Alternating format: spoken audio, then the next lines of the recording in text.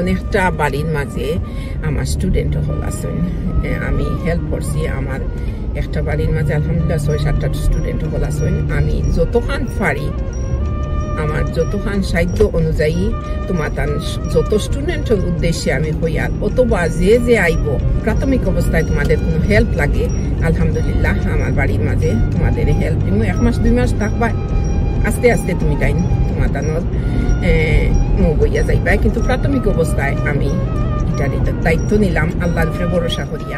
এখন যেটা হচ্ছে যে আপনারা আমার সাথে ইমেলে যোগাযোগ করেন আপনি কোন সাবজেক্টে পড়ছেন আপনার আগে যে ইন্টারমিডিয়েট পাস করেছেন এইচএসসি রেজাল্ট কি আপনি কোন সাবজেক্টে পড়তে চান এবং আপনার আইএলটিএস করা আছে কিনা। আপনাকে একটা জিনিস বলি যে আপনি যেই ক্যাটাগরিতেই কানাডাতে আসেন স্টুডেন্ট আসেন ইনভেস্টর আসেন স্কিলড ইমিগ্রেন্ট ক্লাসে আসেন আপনি সবসময় মনে রাখবেন যে গভর্নমেন্টের কিছু মাপকাঠি আছে যেটা আপনাকে মেনটেন করতে হবে।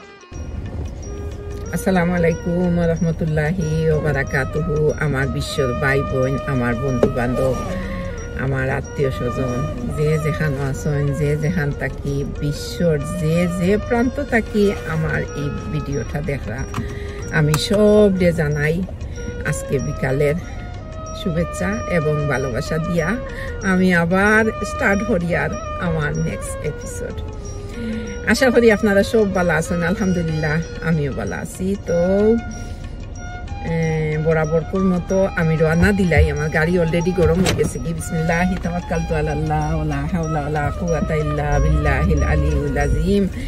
আমি সরি আপনারা সামনে সাইয়া হয়তো মারতাম না পারতাম পারি কারণ আমি ড্রাইভ করি আর তো আমি সরি অ্যাবাউট আমি অনেক ভাই বোন আলহামদুলিল্লাহ রব্বিল আলামিন আমার ইউটিউব চ্যানেল আলহামদুলিল্লাহ অত কম সময়ে অত গ্রো আপ হয়েছে আমি চিন্তা করতাম পারি না।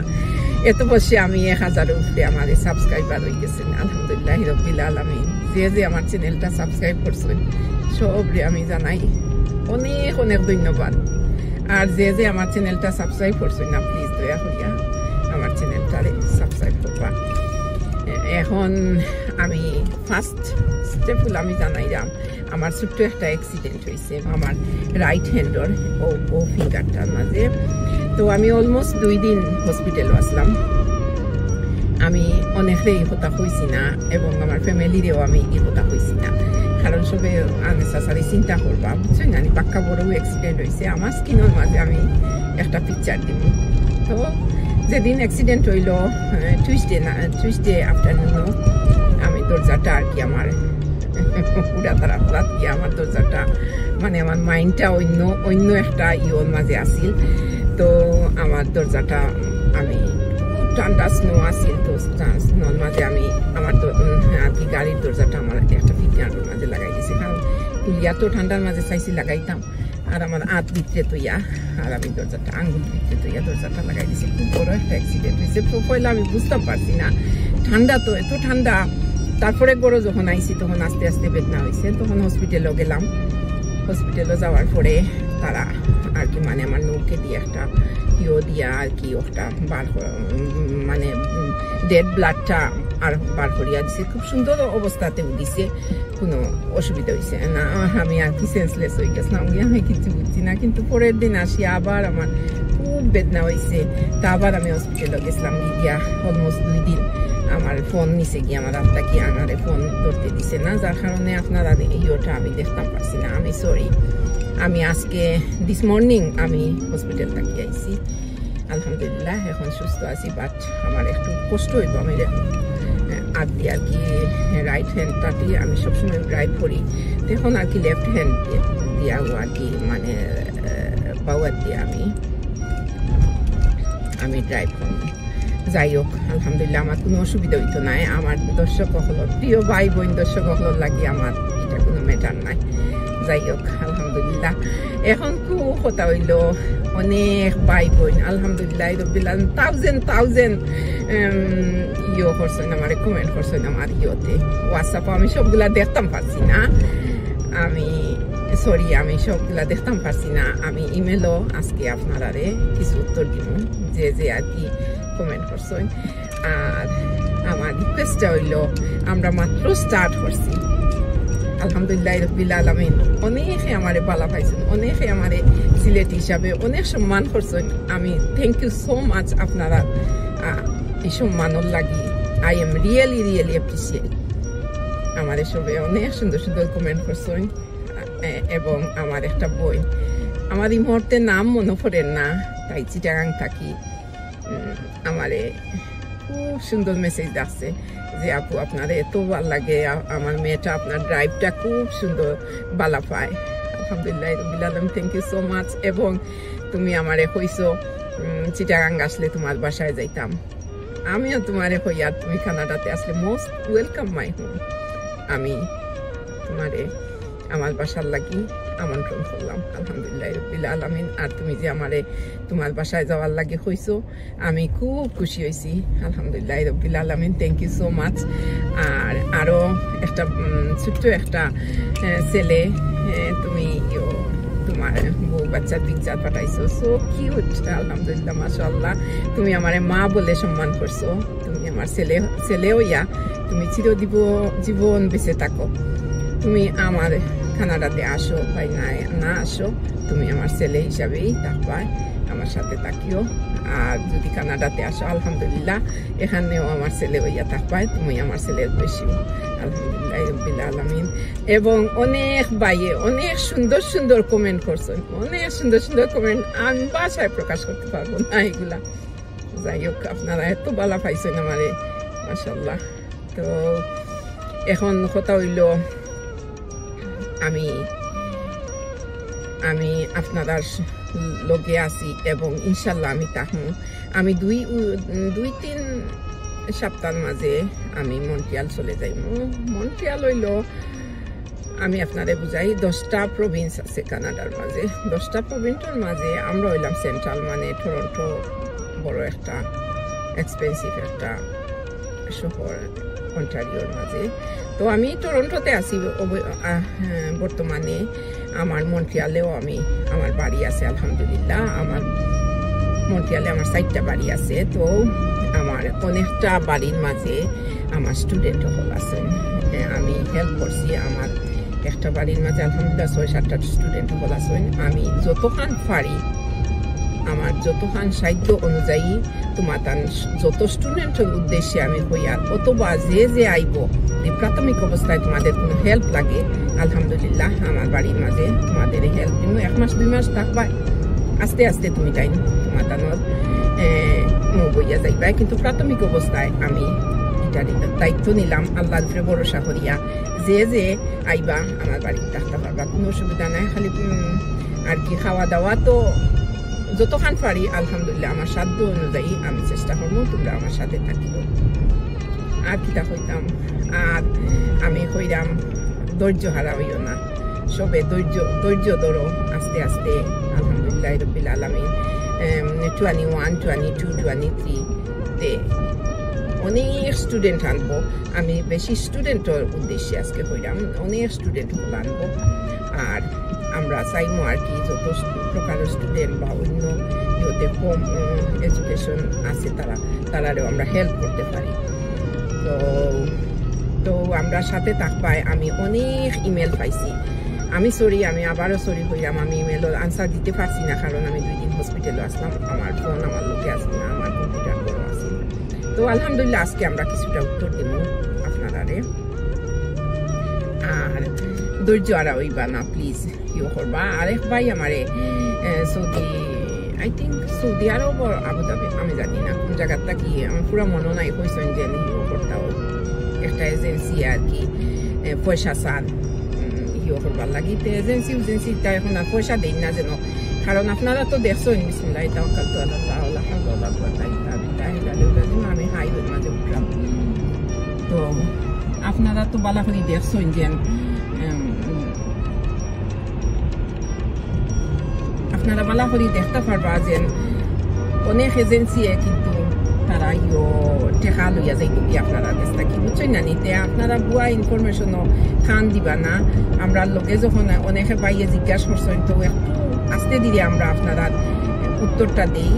আপনারা সময়ে আমার তো ভাই বোন সবেও জানেন আমরাও তো ফ্যামিলি আছে, সংসার আছে, বুঝছেন না? তো আমি বেশি অংশে গাড়ি চালাইয়া মাটি খেনে, কারণ গরম থাকলে অনেক সময় ক্যামেরা ফিক্স করা এটা সম্ভব হয় না। আমার গাড়ির মাঝে যেহেতু ক্যামেরা ফিক্স করা আছে, যেহেতু আমার সুবিধা হয়, আমি গন্তব্যস্থলে স্থানও গেলাম আপনার লগে মাতি এটা আমার ভালো লাগে। মানে একলা তো থাকি, তখন মনে করি আপনারা সব আমার লগে আছে। তো অনেক ভাই বোন আমার জানতে চাইছেন Singapore, Malaysia, Kuwait, Dubai, Saudi Arab, Bangladesh, Dhaka, Chittagong সবে জানতে চাইছেন। তো আশা করি আমরা সবর উত্তর স্টেপ বাই স্টেপ আমরা সবর উত্তর দিব। আর এখন আমরা আজকের একটা নিউজটা একটু নিলাই কিতা অবস্থা। Ontario's Health Minister Christine Elliott on region hopping. This isn't a reopening everything's back to normal, not at all. Please stay in your own region. Please follow the public health measures, and sooner or later everyone will get to that place, but we don't want people traveling between regions at this point. The stay-at-home order in Toronto, Peel Region and North Bay, Parry Sound will remain in place for another 2 weeks until at least March 8th. I'm Michelle Morton. 680 News Time 204. President Joe Biden is declaring a major disaster in Texas. The state grappling with widespread power outages, water shortages, and deep freeze winter conditions. 680's Michelle Mackey now joins us live with the latest on the situation in the U.S. Southwest. আপনারা আশা করি ভালো আছেন? আলহামদুলিল্লাহ আমিও ভালো আছি। First of all অনেক ভাই বোনে জানতে চাইছেন কিভাবে ফ্যামিলি ভিসা নিয়ে আসা যায়, কিভাবে ল এডুকেশন নিয়ে আসা যায়, কিভাবে ইনভেস্টার ক্যাটাগরিতে আসা যায়। তো আজকে আমরা সংক্ষেপে স্টুডেন্টদের উদ্দেশ্যে বলবো, যেহেতু আমরা স্টুডেন্ট গুলা আইএসসি পরীক্ষাতে এবার অনেকে রেজাল্ট করছে, তাদের কোনো গ্যাপ ইয়ার গেছে না।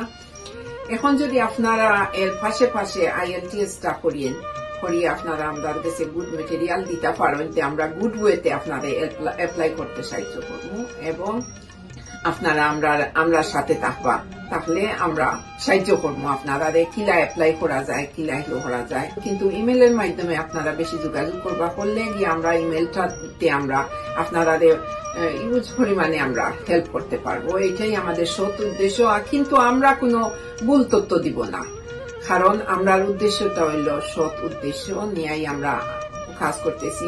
আর আমার তো উদ্দেশ্য হইল কিভাবে আমার দেশের মানুষ, আমি একজন সিলেটি, ডাজেন্ট ম্যাটার আমি সিলেটি, বাট আমি আমার দেশের মানুষ অলওয়েজ আমি লাভ করি। আমি একজন বাঙালি, আমি এইটাই আমার গর্ব, আমি একজন বাংলাদেশের মানুষ, আমি একজন বাঙালি।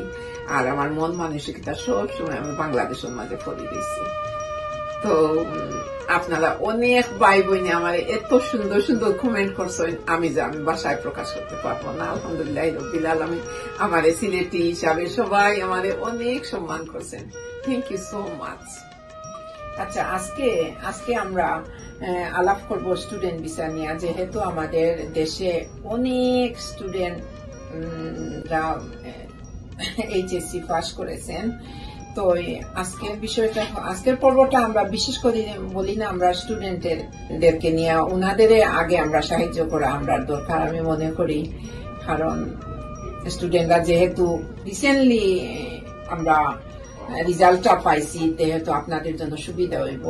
তো এই সুবিধার জন্য আমরা বলতে চাইছি, আপনারা এখন তো সবে জানরা সপ্তাহ লকডাউনে আছে, কিন্তু এত বসে আমরা দেশ তো আর লকডাউনে নাই। আপনারা এত বসে আইএলটিএসটা শেষ করেন, মিনিমাম 6 পয়েন্ট আপনারা তুলেন, ফোকাস করেন ইংলিশের উপরে। আইএলটিএস বলতে তো ইংলিশ স্টাডি আপনারা অনেক সময় অনেক ইউটিউবে পাইবেন, গুগলে যাইয়া পাইবেন, বুক কিনিয়া পাইবেন। ইংলিশ যত অ্যাডভান্স হইবেন অতই আপনারা আর কি সহজে স্কোরটা তুলতে পারবেন।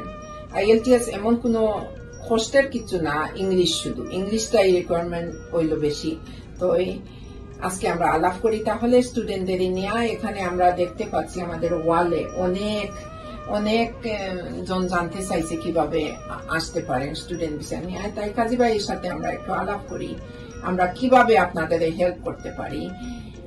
আর এখন কোয়েশন আনসারটা দিব আমরা ইমেলের মাধ্যমে। আমরা কিন্তু আচ্ছা, কিছু মানুষের প্রশ্ন আছে যেটা আমরা বেসিক আমরা এখান থেকে উত্তরটা দিয়ে দিচ্ছি। যেমন আমি অনার্স চতুর্থ বর্ষে অধ্যয়নরত। আমার কি করা উচিত?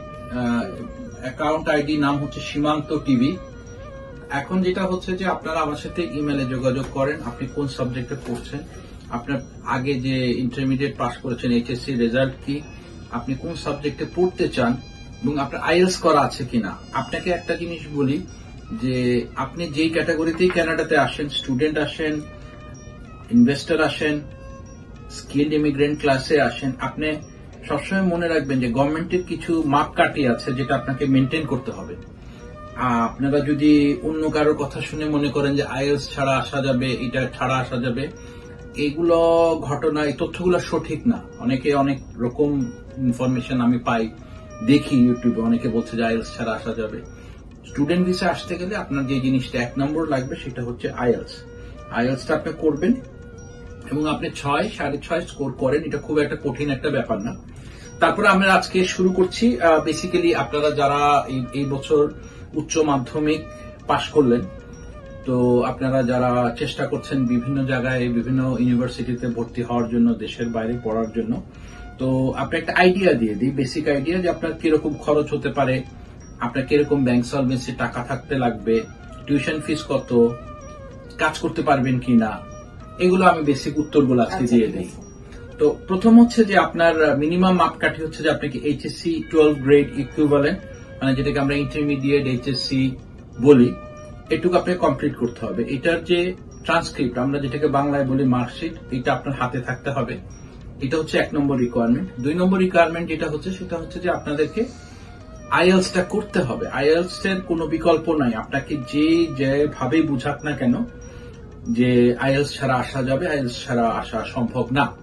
এটা বেসিক্যালি যে জিনিসটা হচ্ছে কি যে আপনাকে কিছু পেতে গেলে কিছু কষ্ট করতে হবে এবং এখানে কোনো শর্টকাট নাই। এখানে যদি শর্টকাট থাকতো তাহলে আমরা আপনাকে শর্টকাট তথ্যটা দিতাম। তাহলে আপনার কি লাগছে? প্রথমত আপনার লাগছে ইন্টারমিডিয়েট পাস করার রেজাল্ট, যে আপনি হাই স্কুল পাস করেছেন, ইন্টারমিডিয়েট মানে শেষ করেছেন, আপনি ইন্টারমিডিয়েট শেষ করে আপনার ট্রান্সক্রিপ্ট যেটা হচ্ছে মার্কশিট আপনার হাতে আছে।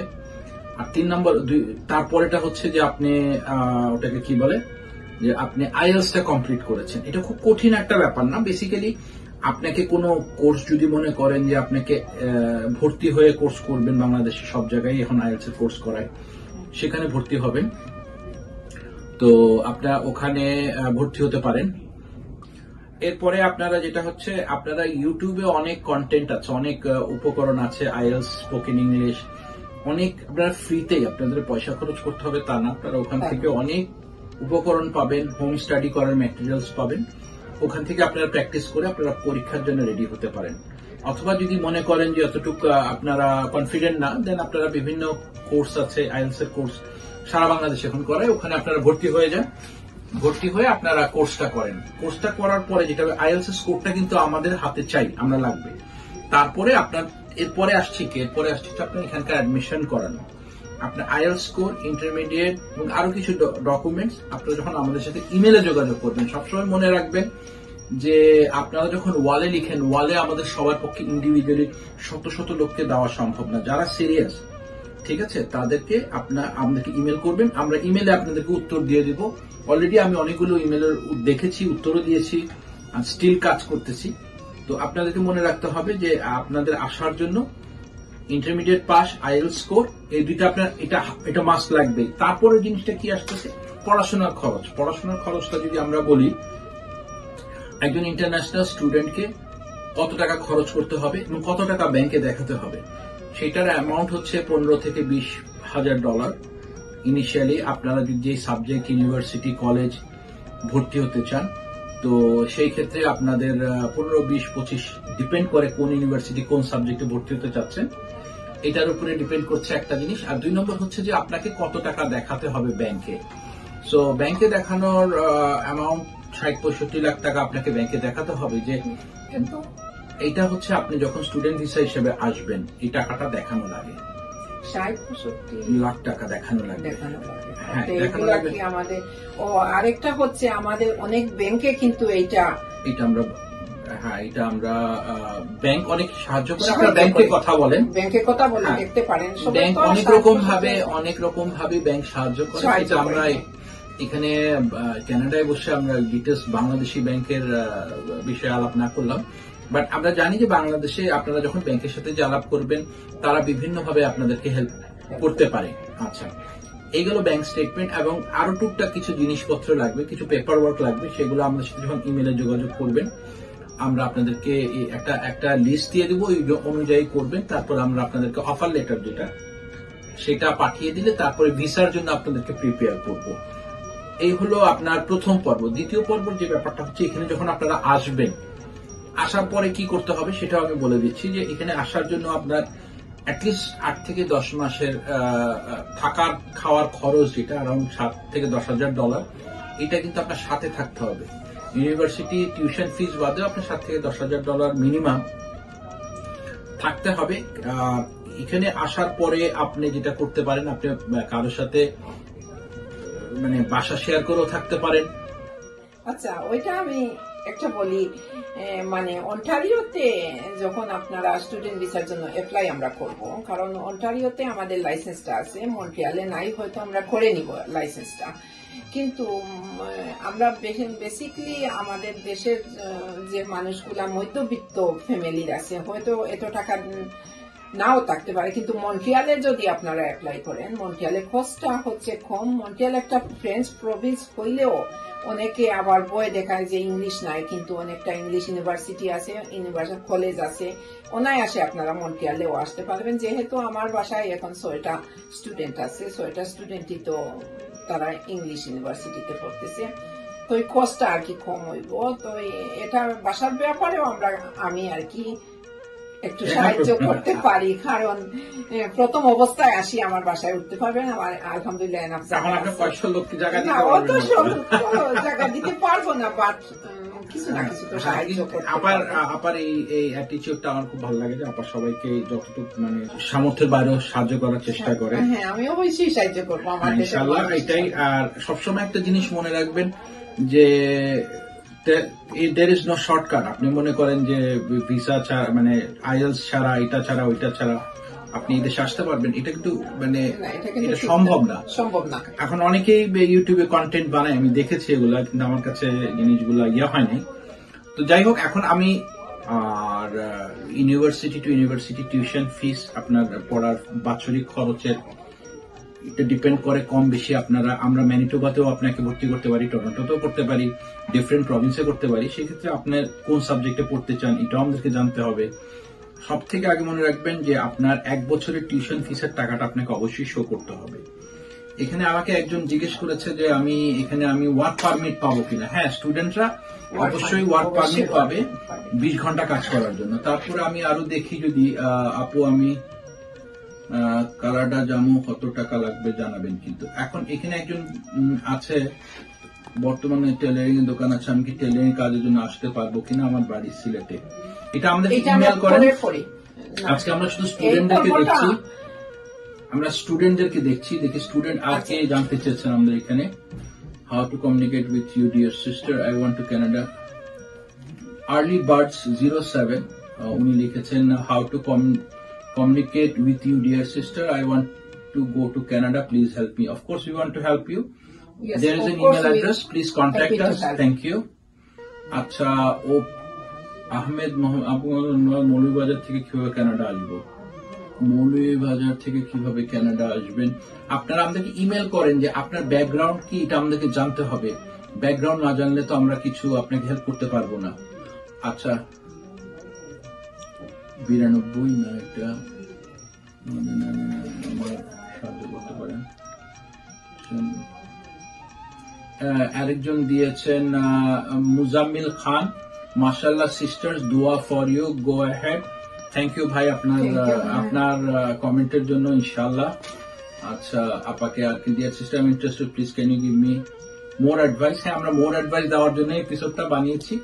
আপনি আপনার বয়স কত, আপনার এডুকেশন কি, আপনার পড়াশোনা কতটুকু, সেটা জানলে আমরা আপনাকে ডিটেলস বলতে পারবো, যদি আপনি স্টুডেন্ট হিসেবে আসতে চান। তো আজকে আমি মেইনলি ফোকাস করছি, আমরা যারা স্টুডেন্ট ভিসাতে আসতে চাই তাদের ব্যাপারে আমরা ফোকাস করছি। আচ্ছা, আর তারপরে আসছে একজন লিখেছেন, হ্যালো, এখানে upon the news of Apu coming to Canada, nice to hear. I tried. আচ্ছা, তো আমাদের এখানে প্রচুর কমেন্ট এসছে। তো এখন কথা হচ্ছে যে আপনারা আপনাদের ব্যাপারে একটু আমাদেরকে যদি জানান, আমি কানাডা যেতে চাই, এখন আপনি কিভাবে কানাডা যেতে চান, আমরা যদি আপনার ব্যাপারে ডিটেলস না জানি, আর আমি প্রেফার করব, আমি মনে করি যে এখানে আপনার ডিটেলস কিছু না লিখে ইমেলেই লিখেন, সেম জিনিসটাই আপনি টাইপ করবেন, ইমেলে আমাদেরকে ইমেল করেন। সো আপনার গোপনীয়তা আমাদের কাছেও রক্ষা হবে আর কি, কারণ আপনার ব্যক্তিগত জিনিস আরেকজন মানুষ দেখুক, সেটাও শোভনীয় না। আপনি আমাদেরকে ডাইরেক্ট ইমেল করেন, আমরা ইমেলে আপনাদের সাথে যোগাযোগ করবো ইনশাআল্লাহ। তো আজকে আর এই পর্যন্তই থাক। আর আজকে আমরা আরেকটা বিষয়, আরেকটা ভাই জানতে চাইছে যেন মানে কোন এজেন্সি নাকি চাইছে 4000 দিরহাম দিয়া এজেন্সির মাধ্যমে যাবে কিনা, ওইটার জন্য আমি সবাই সাবধানতা করতেছি। অনেক সময় অনেক এজেন্সি গুলা বার হয়েছে, আপনারা ওইগুলাতে কোনো কান না দিয়া যখন আমাদের সাথে যোগাযোগ করছেন, আমরা অবশ্যই আপনাদের সৎ উদ্দেশ্য নিয়েই আমরা সাহায্য করবো। বাট এর মধ্যে শেষ কথা যেটা বলে আমরা আজকে শেষ করব, সেটা হচ্ছে যে সাহায্য করব আমাদের যতটুকু সামর্থ্যের মধ্যে আছে, আমাদের লিমিটেশনের ভিতরে আছে। আমরা কাউকে যদি সাহায্য করতে না পারি, আমরা জানিয়ে দিব যে এই জিনিসটা তোমার কম আছে, এটাকে আপডেট করে আমাদের সাথে যোগাযোগ করো, দেন ইনশাল্লাহ আমরা তোমাকে হেল্প করতে পারবো। আর আমরা কাউকে অফুরন্ত আশা দিচ্ছি না, এই জন্য যে আমাদেরকেও ক্যানাডিয়ান গভর্নমেন্টের নিয়ম কানুন মেনেই কাজ করতে হয়। তো এই জিনিসটা আপনাদেরকে মাথায় রাখতে হবে যে এটা এমন কিছু না যে আমরা ইচ্ছা করলেই পারি। তো আমাদেরকে আপনারা সাহায্য করবেন, আপনারা আপনাদেরকে ঠিক মতো আপগ্রেড করে ডকুমেন্ট রেডি করে আমাদের সাথে যোগাযোগ করবেন। আর সব যোগাযোগ, যত প্রশ্ন থাকবে আপনি এখানে না লিখে আপনি ওয়ালে লিখেন 1-to-1 আপনার এডুকেশন, আপনি কিভাবে আসতে চাচ্ছেন সেটা আমাদেরকে ইমেলের মাধ্যমে জানান, তাতে করে আমাদের উত্তরটা করতে আপনার সাথে যোগাযোগ রাখতে সহজ হবে। তো আজকে এই পর্যন্তই। আপনার ধন্যবাদ আপনাকে দেখার জন্য, আপনারা আমাদের অনুষ্ঠানটা দেখার জন্য, আপার চ্যানেলটা দেখার জন্য। আপাকে বেশি বেশি করে লাইক দিবেন, আপা খুব খুশি হয়। আপাকে সাবস্ক্রাইব করবেন, আপা লাইক সাবস্ক্রাইব পেলে। আমার তো নিজের কোনো চ্যানেল নাই আমার, ইনশাল্লাহ। তো ভালো থাকবেন আপনারা। আসসালামু আলাইকুম।